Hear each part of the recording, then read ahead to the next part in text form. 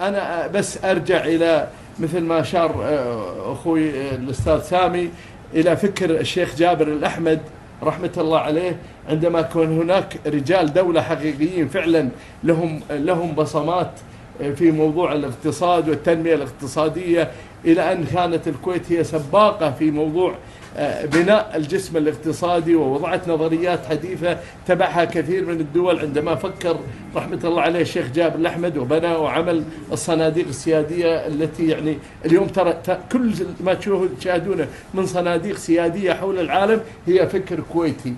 لما كان هو رحمة الله عليه انتبه لعمليات الإيرادات المالية الضخمة التي تأتي إلى الكويت والفكر كيف نشغلها، أوجد فكرة الاقتصاد الممتد، واعتبر الكويت من الاقتصاديات الممتدة التي يجب أن تبني أذرع اقتصادية في جميع الدول. وفعلا يعني إلى أن وصلنا، يمكن حقيقة ما أدري يعرفونها الكثير وما يعرفونها، أن وصلنا إلى عام يعني بدءا من تقريبا في منتصف السبعينات لا نعتمد على النفط نهائيا، سواء صدرنا برميل أو لو نصدر برميل، لأن كان فكره هو رحمة الله عليه بأن هذا النفط هو أصل من أصول الدولة. والمفهوم الاقتصادي يقول بأن عندما أنت تبيع أصل من الأصول يجب أن تعيد استثمارها، ومن ثم من عوائد هذا الاستثمار تصرف الأرباح الاستثمارية. لذلك انشئت الهيئة العامة للاستثمار، وانشأ مكتب الاستثمار في لندن عام أعتقد يمكن 58. يمكن احتفلوا 70 سنة على إنشاء المكتب في لندن، وسمو الأمير أطال الله في عمره زار مكتب لندن للاحتفال بهذه الذكرى.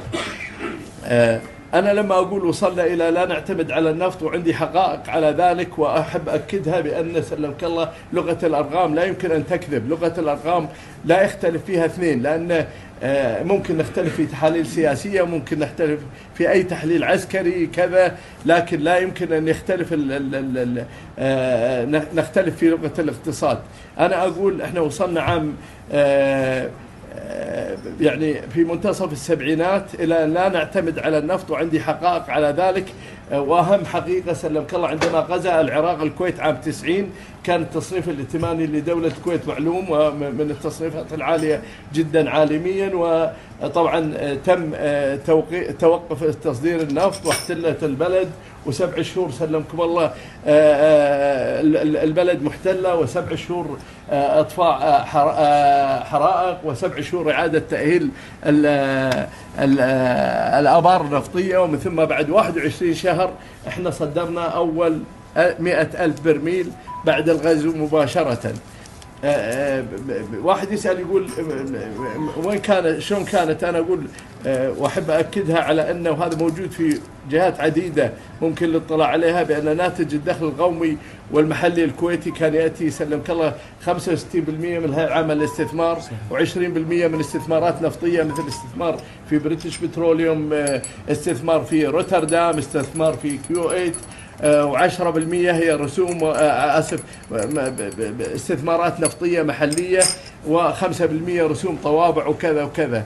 لذلك احنا يوم جينا 90 الكويت مولت حرب سدت احتياجات مواطنينها بالكامل، لم يكن هناك برميل واحد يصدر.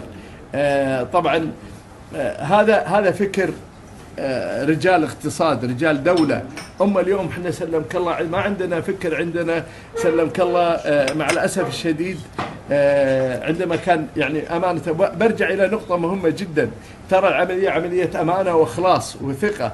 لما كانوا الكويتيين فعلا يفكرون في مصلحة الكويت، خلينا نتكلم كلام قد يكون موجع، لكن احنا نتكلم كلام حقيقة من مواقع مصلحة. ما لنا مصلحة مع أحد ولا نسيء لأي إنسان، لكن نقول بأن عندما يعني كان هناك رجال لم يتعلموا ولم يتثقفوا ولم يحصلوا على شهادات، لكنهم كانوا عندهم الإخلاص وكان عندهم حب الكويت. لذلك أنشئت محطة تحلية الكويت عام أعتقد 1936 تحلية المياه اللي اليوم نشرب منها. أنشئت منطقة الصباح الصحية عام 58 إلى اليوم تستوعب مستشفياتنا.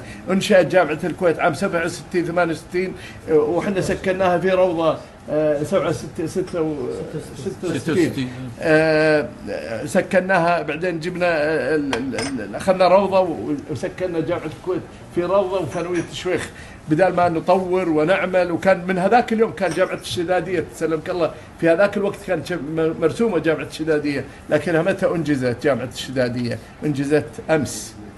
احنا مع الأسف الشديد نفتقد اليوم لرجال فعلا مخلصين يحبون الكويت، يفكرون يحبوا الكويت مع الأسف.